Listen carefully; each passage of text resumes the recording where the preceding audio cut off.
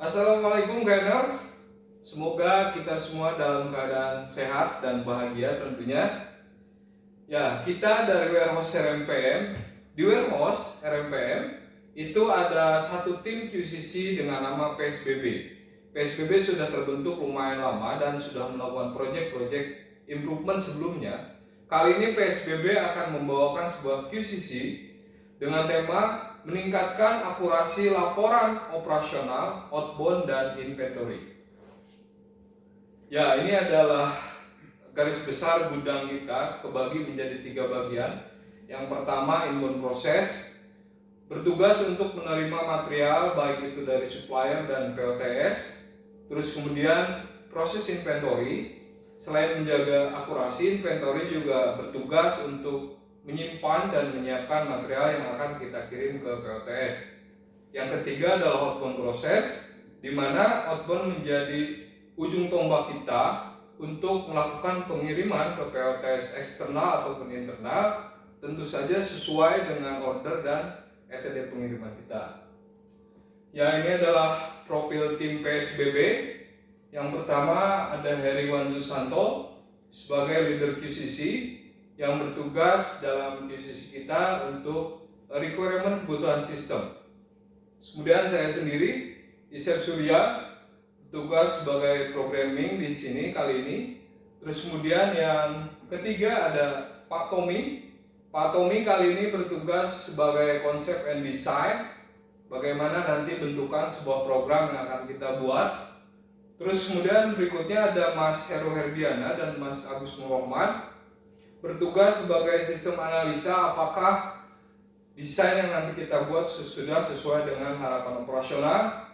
Terus kemudian berikutnya ada Mas Andri Yulianto, Mas Anwarlin Purnomo, dan Mas Maman yang bertugas sebagai trial and executor nanti di operasional. Oke, poin kali ini saya dibantu rekan kita dari PSBB, ada Mas Agus Muroman atau Mas Acin. Silakan Mas Acin. Halo semuanya, terima kasih Pak Isep. Selanjutnya kita akan melakukan langkah-langkah perbaikan. Dari yang pertama itu menentukan tema, menetapkan target, sampai dengan standarisasi dan tindakan lanjut. Selanjutnya di sini adalah proyek tim PSBB di tahun 2021 dengan tema yaitu optimalisasi staging outbound PTS yang awalnya 44% menjadi 100%. Selanjutnya di Pareto yang kedua yaitu temuan DMS pada saat outbound. Di sini temanku gue di DMS outbound inventory yaitu ada dua, yaitu di bagian administrasi dan operasional. Ternyata yang paling banyak itu di bagian operasional. Kenapa sih paling banyak? Ternyata di bagian operasional itu ditemukan salah input data laporan. Kenapa sih bisa salah? Ternyata tim di lapangan salah input data. Selanjutnya kita akan ke rekan saya, yaitu ke Bapak Tommy, dipersilakan. Oke, terima kasih Acin. Mas Her, laporan lu ada yang salah ya Mas ya?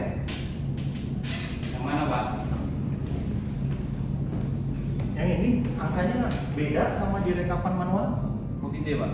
Jadi saya coba tanya anak-anak dulu ya Pak.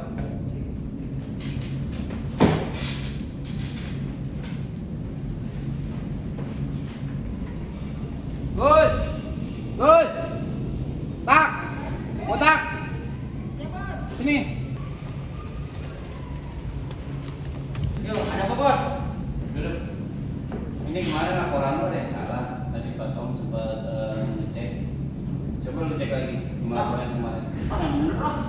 Yang tanggal berapa sih, Bang? Kemarin. Kemarin. Nih, gue udah catatannya nih. Coba dicek dulu. Yang kemarin nih tanggal 30 nih. Coba lihat ya. Sama nggak? Nah itu beda. Iya. Sorry, Bos. Nama dia masih manual. Nah ini dia nih akar masalahnya nih.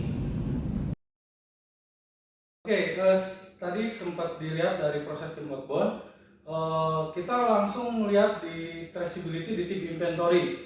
Nah, di mana di tim inventory sendiri nanti admin inventory akan melihat monitoring di SPM-nya.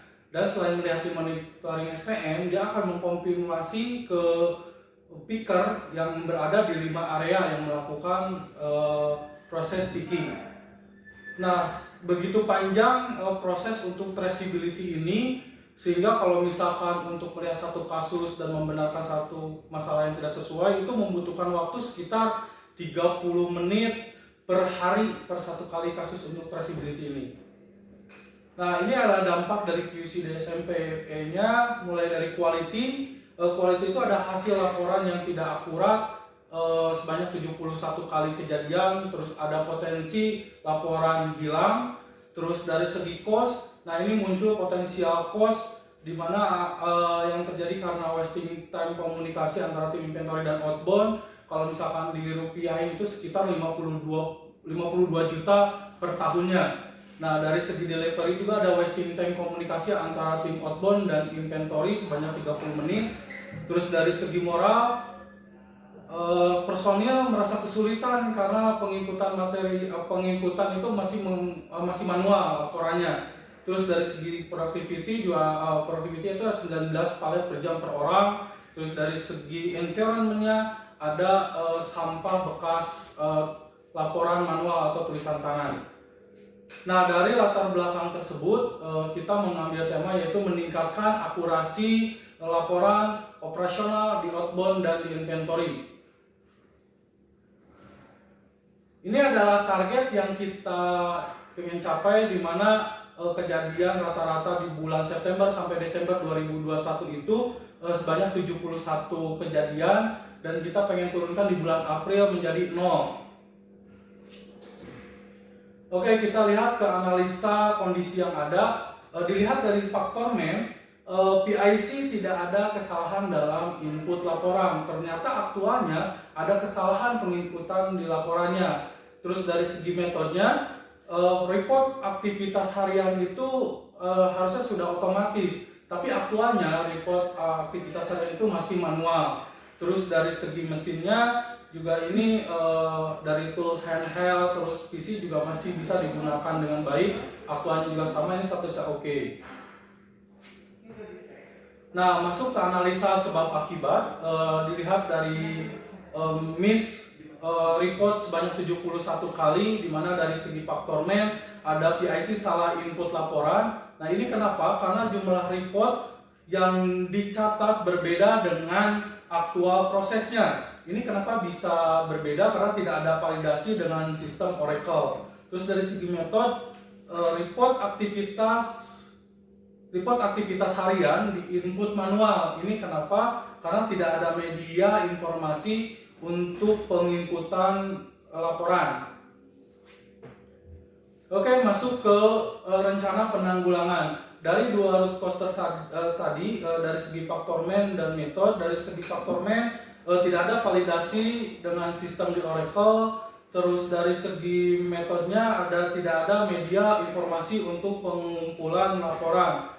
Nah, ini perbaikan apa yang dilakukan? Perbaikan pertama, reporting dibuat langsung di sistem Oracle. Nah, perbaikan kedua adalah membuat media informasi untuk pengumpulan laporan. Nah, ini alasannya kenapa? Yang pertama itu report tidak dicatat manual masing-masing bagian. Yang keduanya ada media bersama yang bisa dipakai dan bisa disummary